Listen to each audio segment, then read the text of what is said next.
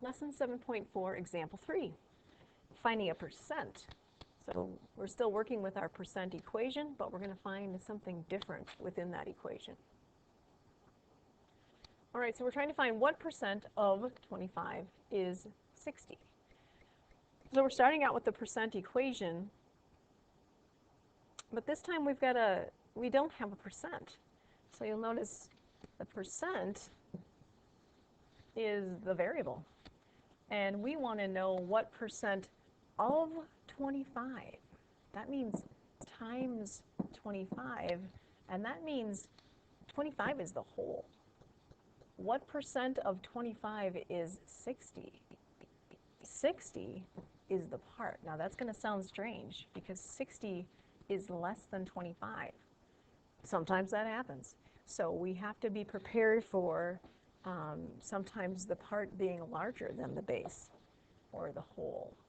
And you have to listen very carefully to the words in the problem. What percent, so we don't know the percent, of 25 means times 25 is 60. So we're looking for 60 is what percent of 25. Now again, they're not really showing us the work, so let's take a look at what that would look like over here. The equation is 60 equals p percent times 25. Now to find p percent, we want to isolate p percent here, don't we? Which is why they're saying let's divide each side by 25. So I'm going to draw a line under each side. I'm going to divide it by 25. 25. That's going to isolate p percent over here. Let's see what we get. Now 60 divided by 25, there's a couple different ways I could do that. I could say, well, I know 25 goes into 60 twice, and that would be 50, so I'd be left with 10 25ths. Now that's a fraction that I could simplify by dividing each number in the fraction by 5. So I'm going to get 2 and 2/5 is equal to p percent. Now that, trying to think about everything I know about percent, I'm going to change that into 2, and if I multiply this by 2, I get 4/10, which could be written as 2 and 4/10 as a decimal. So 2 and 4/10 is equal to p percent. Now I have to think about what that means. This is the decimal form of the percent, and to get from a percent, to get from a decimal to its percent form, I can take 20, if I go from the decimal to the percent of 25%, my decimal point's moving to the right twice. So this is a decimal, let's make it into its percent. 240, and I add the percent sign. So 240% is the answer. Now does that make sense? That's a pretty big percent. It's way over 100%. But remember how we started? Where 60, we're looking for 60 as what percent of 25? And we knew that was greater than 25. So it makes sense that we should come out with an answer that's much bigger than 100%. Let's take a look at an example in our note-taking guide. What percent, whoops, having a little trouble here with my screen shade. What percent of 24 is 84? What percent of 24, listen to that, is 84? Here's my percent equation again.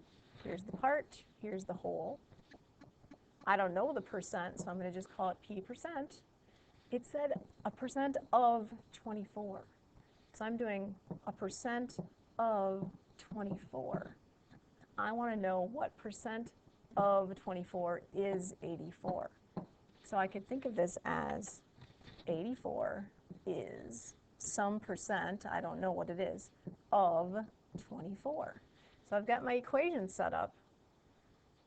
I want to isolate p percent on one side of the equation. They don't give us much room to do this, but to isolate p percent, since it's being multiplied by 24, I'm going to divide each side by that 24.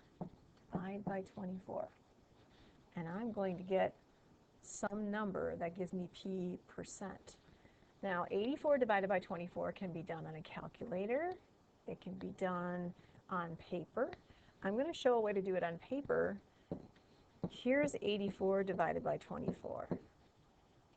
It's a division, right? It's also a fraction that I could simplify. I think I'm going to do that just to make it easier to work with. For example, I see that I could divide both these numbers by 4. So dividing 84 by 4, 80 divided by 4 is 20, 4 divided by 4 is 1. Of course, 24 divided by 4 is 6. Now I'm seeing another thing I could do. 21 and 6 have a common factor of 3. So I'm going to divide by 3, which gives me 7 halves. Oh, I know 7 halves, or 7 divided by 2, is 3.5. See, I avoided long division by simplifying first. So p% is equal to the decimal 3.5, or 3.5. To get it into its percent form, I'm going to take that 3.5, that's the decimal form of the percent. And remember to go from a decimal to the percent. I move my decimal point to the right twice and add the percent sign. So I'm going to move to the right twice, add a 0, and a percent sign. So it looks like I'm getting 350% as p%. So what does that mean? In the end, that means 84 is 350% of 24. Now, if you think about the example in our book, it worked out kind of the same. Because 84 is greater than 24, it's a huge percent of 24. It's well over 100% of 24. Not all problems are going to work out that way, but this one did.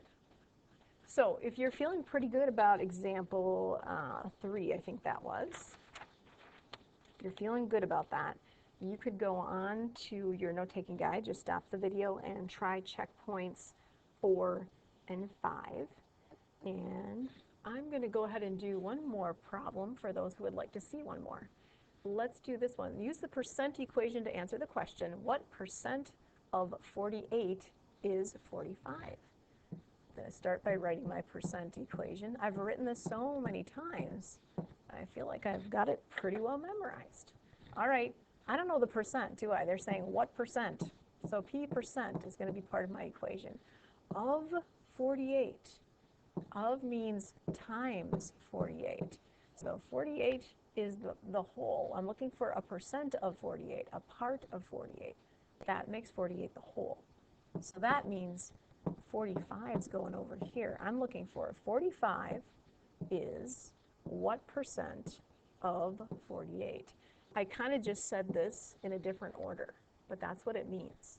All right, I got to isolate p% to find out what it is. And since p% is being multiplied by 48, I'm going to divide each side of the equation. Here I'm using my algebra skills in this by dividing each side by 48. I'm getting p% isolated over here. These cancel each other out. 48 divided by 48 is 1. And I'm ending up with a fraction 45 over 48. Now this one's a little bit different, isn't it? It is less than 1 whole. 45 is less than 48. I can see it's going to be pretty close to 100% because 45 is close to 48 out of 48. But I'm going to have to do something to figure out what that decimal is. It's a division, so it could be done on a calculator. I could do 45 divided by 48. I could also do it on paper. I'm going to use traditional division, 45 divided by 48. Now be careful. 45 divided by 48, that means 45 is going under here. 48 doesn't go into 45, so I'm going to add a decimal point and a 0. I'm going to bring my decimal point up here. And I'm going to start thinking, how many times would 48 go into 450? That's a tough one, isn't it? 48 is pretty close to 50, isn't it? And I know 50 would go into 400 8 times, plus 1 would be 9. And since 48 is less than 50, I'm thinking 9. Besides, I said this was going to be close to 90% or close to 100%, so it makes sense that it's going to be 90 something. All right, I got to do 9 times 48 now. Let's see, 9 times 40 is 360. 9 times 8 is 72. So I'm going to add. I got 408. I'm going to subtract. I got 42. All right. I'm not quite done yet. I need a percent, so I'm going to keep going. I'm going to add a 0. I can do that because I haven't changed the value of 45. It's still 45, but it's 45.00. Bring it down another 0, and I'm going to start over again. How many times does 48 go into 420? Well, I already know that the 9 got me 408, and I think that's as close as I'm going to get. So I'm going to do 9 times 48 again, 408. When I subtract 20 minus 8, I get 12, don't I? All right, let's try this one more time. I need one more digit before I can stop and either round to a percent. I'm going to see what happens. How many times would 48 go into 120? Well, again, 48 is close to 50, and 50 would fit into 120 just twice. So I'm thinking it's got to be 2.